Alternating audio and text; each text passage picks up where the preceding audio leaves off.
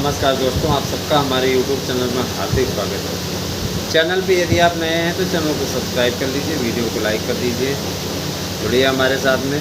आपका जुड़ाव निश्चित रूप से हमें एक आत्मिक शक्ति देता है, एक आत्मिक बल देता है। मित्रों, पश्चिम बंगाल का माहौल बहुत ही अच्छा हो गया है। जनता जब ममता बनर्जी की सरकार थी बहुत प्रताड़ित थी और अब उसका आक्रोश चरम पे है। तो जैसे ही टीएमसी के नेताओं को देख रही है वैसे ही चोर चोर के नारे लगा रही है और उन पे अंडे, चप्पल, पत्थर फेंक रही है। अब सोचिए कि कितना आक्रोश था, किस तरीके का वोट ममता बनर्जी की पार्टी लिया करती थी। नाराज़गी इस कदर है कि ममता को कोई देखना नहीं चाहता।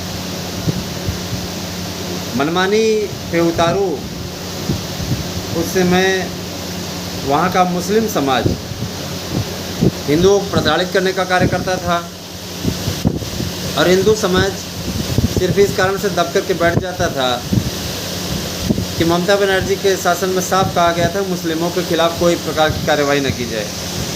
अब जब मुस्लिमों के खिलाफ़ किसी प्रकार की कोई कार्रवाई नहीं होती थी, मनमानी पे उतारू ये समाज हिंदू घरों में घुस करके उतापात करता था, हिंदुओं की लड़कियों को उठा ले जाता था, उनके साथ मनमानी करता था, उन्हें इस्लाम कबूल करने के लिए मजबूर करता था। ऐसा लगता ही नहीं था कि हिंदुस्तान में लोग रह रहे हैं। बांग्लादेश से रोज़ 5 से 10 हज़ार घुसपैठिए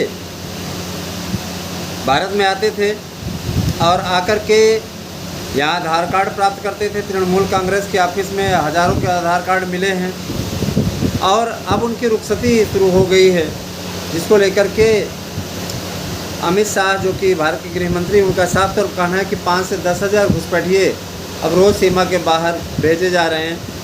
जितनी तेज़ी में आए थे उससे तेज़ी में हम लोग प्रेषित करने का कार्य कर रहे हैं। तो आप स्वयं समझिए कि देशभक्त कौन है। क्या ममता बनर्जी देशभक्त कह सकते हैं? ममता बनर्जी जैसे लोग वोट बैंक के लिए देश की अस्मिता से समझौता कर रहे हैं, है ना। ऐसे लोगों को सिर्फ वोट चाहिए, वो चाहे आतंकवादियों को पनाह दे करके ही मिले, उनके लिए उचित है, वही करना उनको उचित समझ में आता है। तो ये बेहद गंभीर मसला है। दूसरा मसला ये कि देखिए, चुनाव आयोग की निष्पक्षता पर बार बार सवाल उठाना, राहुल गांधी का बार बार इस बात का धमकी देना कि हम सब देख रहे हैं, हम सत्ता में आए तो चुनाव आयोग का हिसाब होगा। बताइए, एक संवैधानिक संस्था को बार बार अब ललकार रहे हैं, जिसके SIR के मुद्दे पे सर्वोच्च न्यायालय की क्लीन चिट आती है, सारा चीज़ सब सही आता है। वहाँ केरल में जीतते हैं तो ठीक हो जाते हैं, तमिलनाडु में जीतते हैं तो ठीक हो जाते हैं, और पश्चिम बंगाल में हारते हैं तो गलत हो गया।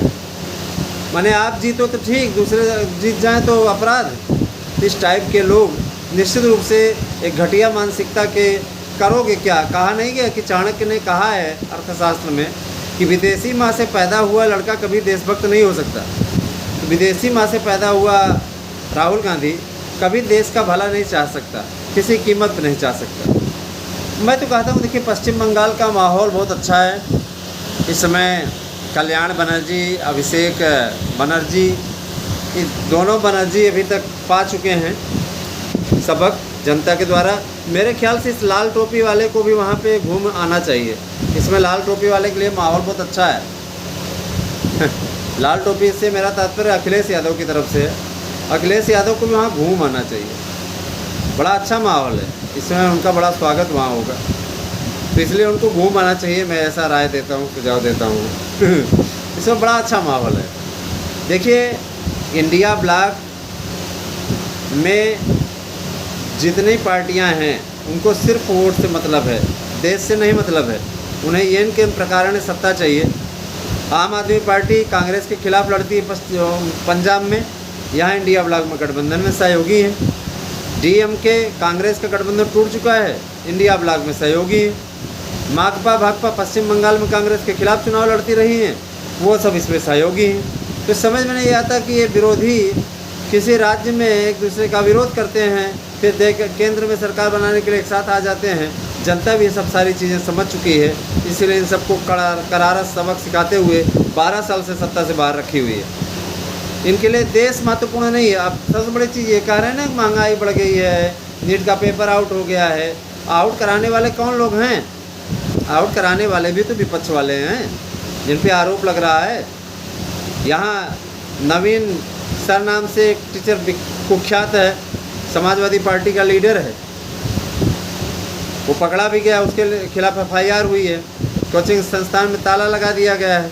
अब सोचिए, जब समाजवादी पार्टी के लोग ही लेखपाल इत्यादि के पेपर आउट कराने में इन्वॉल्व हैं, तो आप स्वतः सोचिए कि क्या स्थिति है। और ऐसे लोग उंगली उठा रहे हैं। जाहिर सी बातें, देखिए कोई भी हमारी भी बिरादरी का है, जैसे कई पकड़े गए हैं, अगर वो अपराध में लिप्त है तो निश्चित रूप से सज़ा का हकदार है, सज़ा मिलनी चाहिए। तो देखिए, राजनीतिक विश्लेषण ये कहता है कि इस समय पश्चिम बंगाल में जो ये घुसपैठी भगाए जा रहे हैं, बहुत ही सराहनीय कार्य है। 4 मई के बाद में सरकार जब बनी शुभेंदु अधिकारी की, आज विस्तार भी हुआ, नए लोग शामिल भी किए गए, 35 मंत्रियों को शपथ दिलाई गई।